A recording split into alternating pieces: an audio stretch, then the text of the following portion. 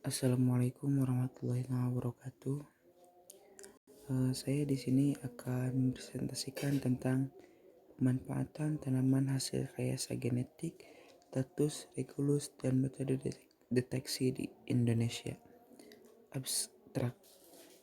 Penerapan tanaman yang dimodifikasi secara genetik, status, regulus, dan metode deteksi di Indonesia. Bahagiawati dan Strikno. Area global tanaman transnik meningkat sangat. Jumlah negara yang menerima penanaman dan atau memasarkan tanaman transnik dan turunan produk juga menjadi lebih banyak jumlahnya.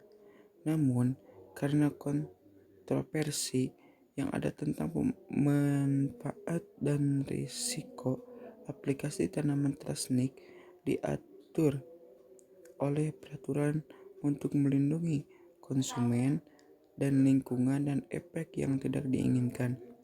Ada beberapa konferensi internasional yang mengatur dan mengandilkan penggunaan tanaman ini. Salah satunya adalah Protokol Cartagena yang diaktifkan di Indonesia pada tahun 2004. Latar belakang.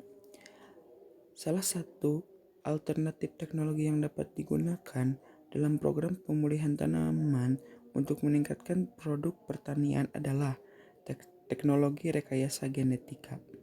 Teknologi ini telah terbuka menghasilkan tanaman transnik yang luas. Area penanaman telah mengalami peningkatan lebih dari 40 kali, yaitu sejak dari 1, hektar pada saat diintroduksi pada tahun 1996 menjadi 67,7 juta pada tahun 2003.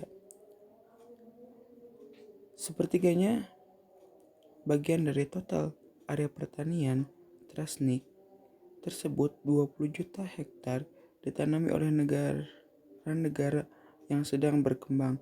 Pada tahun 2003, lebih dari 10 juta petani di 25 negara telah menanam tanaman transnik dan total termasuk value mencapai $4 miliar. Negara-negara tersebut antara lain Serikat 42,8 juta hektar 63%, Argentina 13,9 juta hektar 21%, Kanada 4,4 juta hektar 6%, Brazil 3 juta hektar 4%, Cina 28 juta hektar 4%, dan Afrika Selatan 0,4 juta hektar 1%. Pada tahun 2006, 19 jenis tanaman transnik telah ditanam yang terdiri dari kedelai, jagung, canola, bunga carnation, lentis, gula bit, bunga matahari, gandum, linseed, melon, cori, rumput bantagras, kentang, pepaya, padi, squash, tembakau, tomat, dan alfalfa. Peningkatan penanaman tanaman transnik diikuti oleh peningkatan peradaan hasil tanaman transnik baik dalam bentuk bahan dasar berupa biji-bijian, bahan makanan setengah jadi maupun makanan jadi di pasar global. Metode yang pertama, status tanaman transnik, produk, dan regulus di Indonesia. Pada tahun 2001, pemerintah Indonesia telah memberi izin untuk menanam tanaman transnik untuk pertama kali, yaitu kepada BT Bolgard untuk 7 kabupaten di Sulawesi Selatan, perizinan pelepasan kapas BT ini tidak memerlukan waktu lama karena kapas BT ini bukan bahan makanan. Namun demikian, karena berbagai alasan, tahun 2003, perusahaan yang mempunyai bisnis kapas BT ini memutuskan tidak meneruskan usahanya. Yang kedua, metode deteksi bahan makanan dan makanan mengandung GMO. Sebelum masuk ke uraian detail dari metode deteksi, perlu juga diketahui mengenai gen-gen apa saja yang umumnya dijumpai pada tanaman transnik beserta sifat yang diintroduksikan serta tanaman transnik yang berbeda dan telah diteliti metode deteksinya. Kedua hal ini penting untuk menetapkan gen target yang akan deteksi. Kemudian di samping itu, keperluan akan menjadi rujukan. Referensi material juga akan diuraikan sebelum masuk ke metode deteksi yang umumnya digunakan. Untuk selanjutnya, tanaman transgenik hasil rekayasa genetik. Tanaman transgenik merupakan tanaman hasil rekayasa di mana diintroduksi sutas sepotong DNA dari organisme lain pada genom tanaman tersebut. Kontur gen yang diintroduksi di tanaman pada umumnya mengandung 3 elemen, yaitu promoter yang berfungsi untuk mengaktifkan dan mengidentifikasi gen yang diintroduksikan. 2. Gen yang diintroduksi yang mengekspresikan sifat dan yang diinginkan. Dan 3. Terminator, yaitu untuk menghentikan signal pembacaan dari sekuen gen yang diintroduksikan dalam proses pembentukan protein. Untuk selanjutnya, yaitu transgen yang banyak dijumpai pada GMO yang banyak berada di dunia. Ketahanan tanaman terhadap serangan hama disebut oleh introduksi gen CRY. CRY itu CRY1AB, CRY1AC, CRY1F, CRY2B, CRY3A, CRY3BD1, dan CRY9C. Dari berbagai subspesies bakteri tanah B. Thuringiensis. Gen CRY ini mengkodekan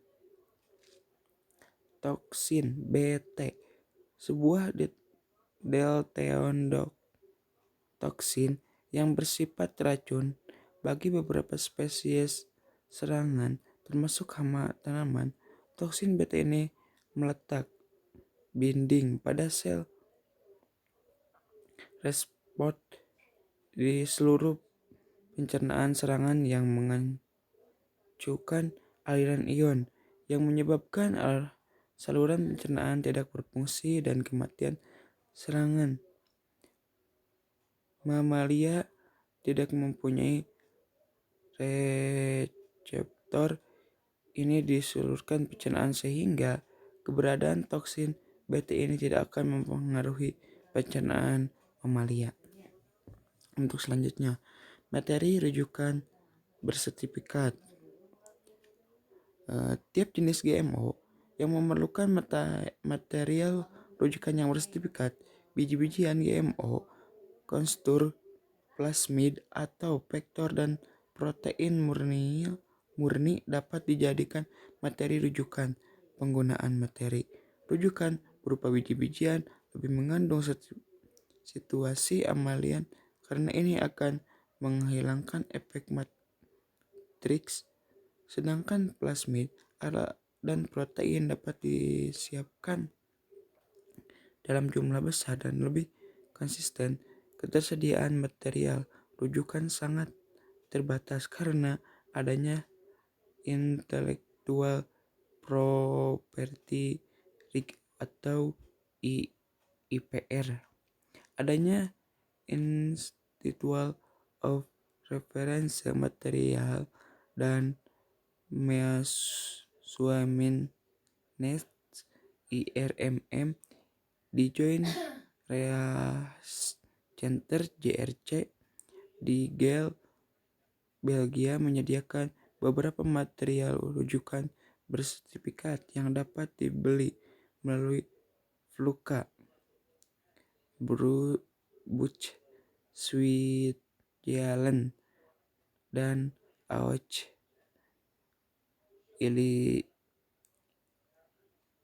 Illinois, Amerika Serikat. Untuk kedelai transnik, jagung transnik, dan tanaman transnik lainnya. Proses pendeteksian GMO. Beberapa tahap diperlukan untuk mendeteksi keberadaan GMO baik dalam bahan makanan ataupun makanan jadi. Tahapan tersebut meliputi pengambilan contoh. Selanjutnya disebut sampling, isolasi, dan verifikasi DNA. Deteksi termasuk di sini identifikasi molekul yang terdeteksi dan kuantifikasi. Jika diperlukan deteksi, hendaknya menggunakan metode deteksi yang telah teruji. Jika memungkinkan, telah diverifikasi dan lulus proficiency test untuk menghasilkan hasil yang false negatif, hasil negatif namun sebenarnya sampel menggunakan GMO, atau positif, hasil uji positif namun sebenarnya sampel tidak mengandung GMO. Untuk selanjutnya, pengambilan contoh atau sampling. Langkah pertama, pendeteksian keberadaan GMO dalam bahan makanan dan makanan jadi adalah sampling ini selayaknya memakai proses statistik yang benar. Yang selanjutnya, metode deteksi GMO. Deteksi GMO atau derivatnya dapat digunakan umumnya melalui deteksi baik dari DNA dan atau protein. Mayoritas metode adalah DNA. Hanya sedikit saja metode yang menggunakan protein, umumnya metode yang didasarkan protein lebih sederhana, mudah, dan murah untuk dilakukan. Namun, ia mempunyai beberapa kelemahan seperti hanya dapat mendeteksi bahan dasar biji-bijian dan tepung dan tidak dapat dipakai pada makanan yang mengalami proses panjang seperti tahu, tempe, dan makanan lainnya. Perbedaan antara kedua metode ini dapat dilihat pada untuk selanjutnya, pendeteksian berdasarkan protein. Pendekatan berdasarkan protein ini terbagi dalam dua bagian besar, yaitu letter flow Steve, LPS, dan ELISA. Jika menggunakan LPS, sampel harus dihancurkan menjadi tepung atau materi yang sangat halus, dihogenkan dan ditambahkan dengan buffer sehingga protein dapat diekstraksi, dan LPS kemudian dicelupkan ke dalam buff yang telah berisi sampel. Setelah beberapa menit, hasil tes yang positif ditandai oleh garis berwarna di strip yang beberapa oleh reaksi antibodi dengan protein. Metode ini merupakan metode yang paling sederhana dan murah untuk mendeteksi GMO secara kualitatif. Untuk selanjutnya, metode berdasarkan DNA. Tadi beberapa metode yang digunakan untuk mendeteksi keberadaan GMO seperti PCR, LRC, fingerprint, RVLV, AVLV, dan RADP. PCR adalah metode yang banyak digunakan umumnya diterima untuk memenuhi peraturan-peraturan legalitas untuk mendapatkan persetujuan approval dan penggunaan GMO yang derivatnya untuk pangan dan pakan untuk label produk di pasar. Untuk selanjutnya, metode ekstraksi DNA. Saat ini ada dua metode isolasi DNA yang banyak digunakan, yaitu metode CTAB dan DNA binding silica celloum yang umumnya diproduksi secara komersil test kit oleh perusahaan di luar negeri. Metode CTAB berdasarkan inkubasi sampel pada detergen Hekader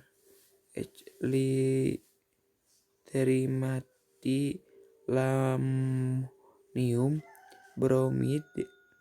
Beberapa kit ekstraksi DNA berdasarkan DNA binding silica yang dijual adalah Wijaditim yang diproduksi oleh Promeg Wisconsin USA dan Deans Plan Mini Kit dari Kiagen Hilde German. Untuk selanjutnya, kualitas PCR. Teknik PCR yang pertama kali dikenal dan digunakan secara luas adalah endpoint PCR.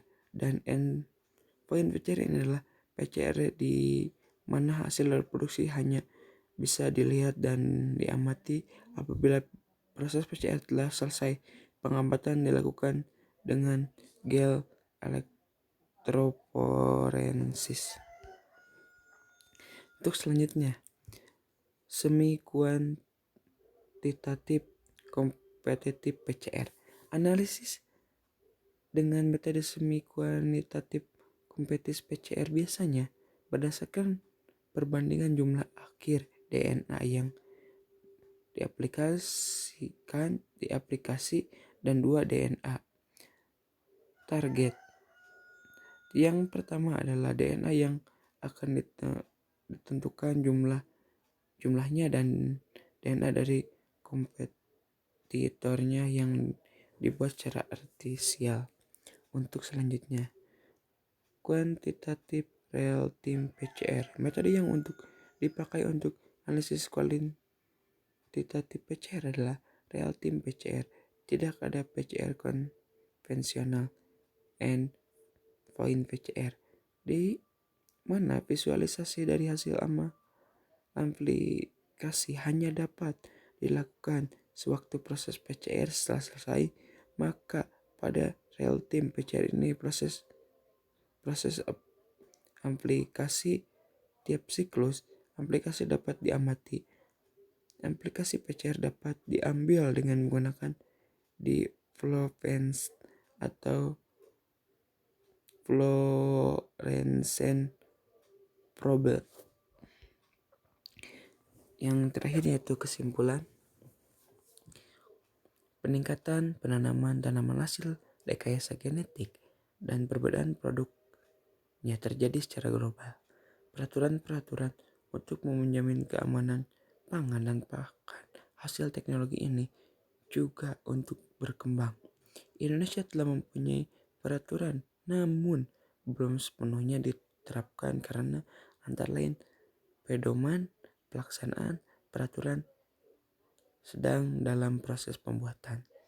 Indonesia mempunyai 4 laboratorium yang dapat menguji GMO namun masih perlu ditingkatkan kapasitasnya. Metode GMO, metode deteksi GMO berdasarkan DNA dan protein terus berkembang di dunia. Metode deteksi berdasarkan protein umumnya dengan LPS dan ELISA yang banyak dijual berupa test kit. Metode deteksi berdasarkan DNA namun menggunakan teknik PCR. Teknik PCR kemudian dimodifikasi seperti competitive PCR dan real time PCR sehingga dapat digunakan untuk analisis kuantitatif. Untuk selanjutnya itu syarat-syarat pendaftaran varietas lokal. Yang pertama, formulasi pendaftaran varietas lokal yang sudah diisi dan ditandangani oleh bupati atau wali kota atau gubernur atau lembaga atau institusi yang ditujukan untuk tim yang dibentuk sesuai dengan sebaran geografis varietas lokal di atas karena bermateria download formulir. Yang kedua,